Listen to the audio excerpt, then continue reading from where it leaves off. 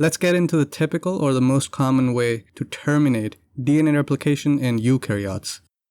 By and large, eukaryotes have no specific termination site except at some special places. So locations where replication terminates are very random, and another word for this is stochastic. But termination zones or locations depend on how the initiation started. That means origin firing pattern. Since initiation and origin firing location is more or less randomly picked, the termination is also by that correlation random in nature. Let me illustrate this point. Consider this eukaryotic DNA where you have multiple origins licensed for replication. But let's say only these 3 get randomly selected for origin firing, and the 2 don't get fired. In a different replication cycle, perhaps the origin firing pattern is the opposite. And likewise, you can have any random pattern of origin firing and therefore initiation of DNA replication. So if we take the top pattern, you get bidirectional replication forks from each fired origin. And the middle spot then is destined to become a termination zone. Let's zoom into this and draw the replication bubbles. So these 2 replication forks moving toward each other will define this middle spot as the termination region. Likewise, the other 2 will also define another middle spot as the termination zone. So the termination region that we get with this pattern is different from, say, if the initiation occurs on these 2 origins. Then the termination zone would be in this particular area. And since there are many origins picked stochastically for firing, the termination thereby is also not predictable. Alright, now let's take a closer look at the termination zone and understand what happens when the 2 replication forks meet. And to illustrate the dynamics, this picture will help. Now the action starts when the 2 helicases are about 200 nucleotides away from each other. Coincidentally, this also happens to be the Okazaki fragment length. And the sensing of the approaching helicase is thought to be signaled via increase in positive supercoiling in the middle portion of the DNA, since now the stress in the middle is a result from the movement of 2 helicases.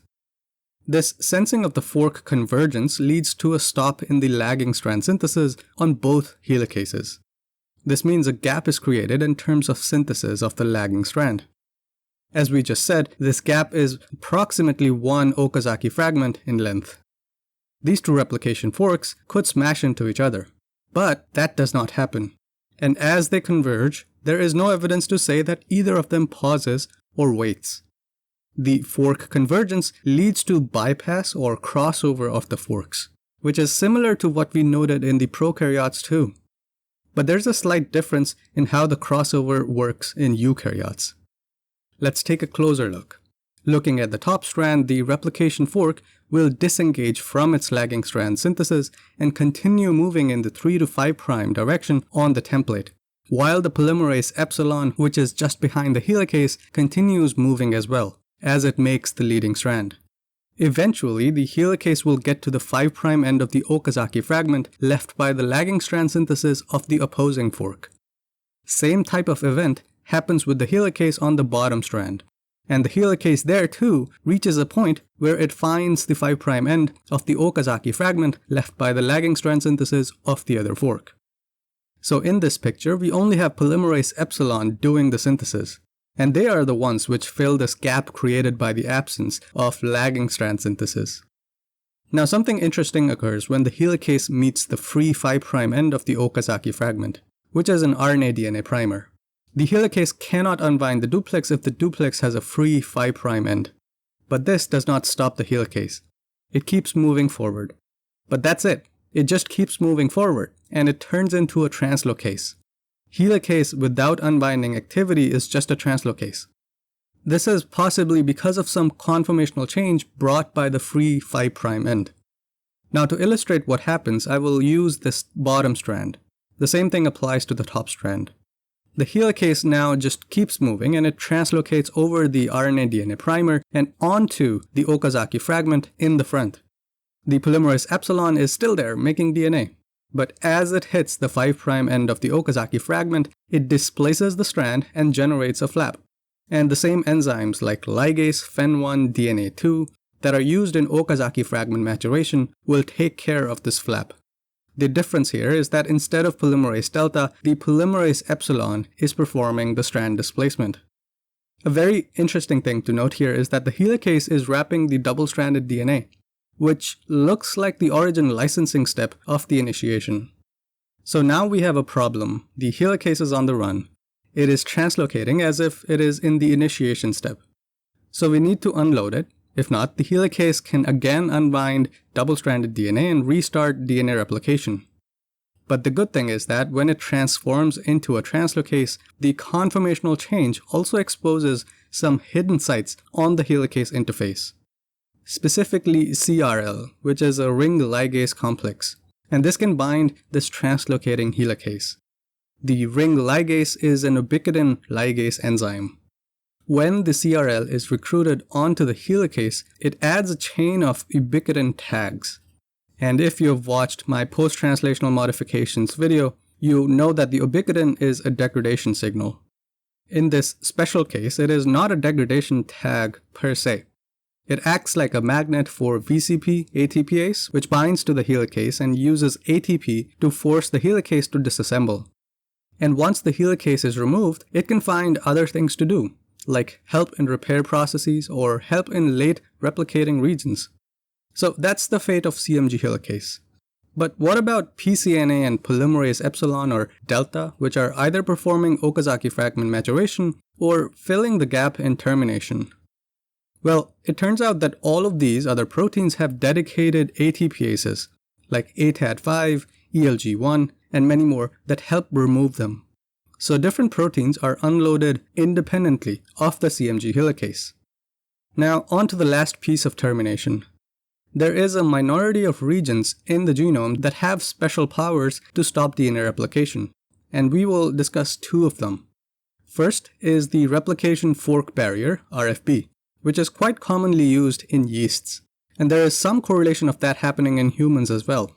If you watched my RNA Pol 1 elongation and termination video, you may remember that RFB is part of the rDNA locus.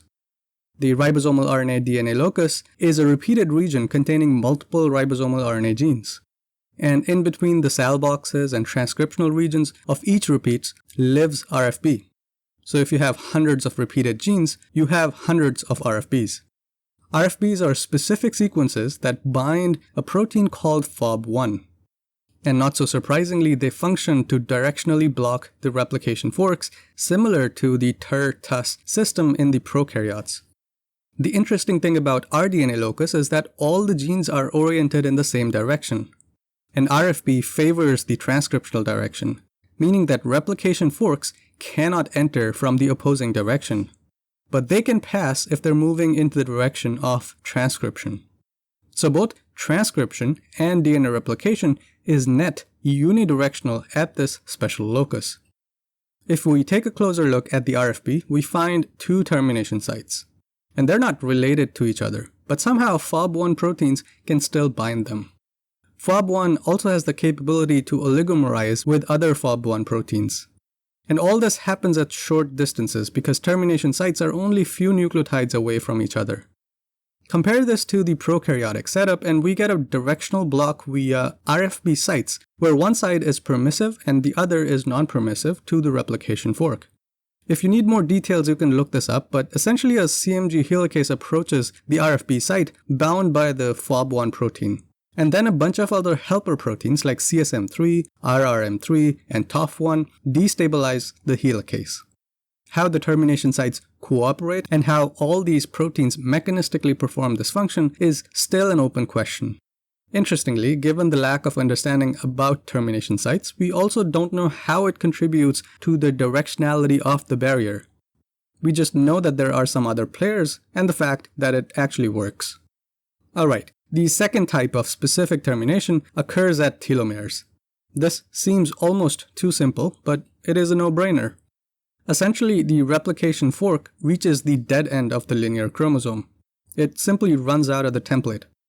In this process, the lagging strand is unable to finish the replication, and this leaves a gap worth about one Okazaki fragment. The CMG helicase on the other side simply slides off the template. We will talk about how to fix the telomere issue in a different video. But this pretty much covers the termination segment of replication.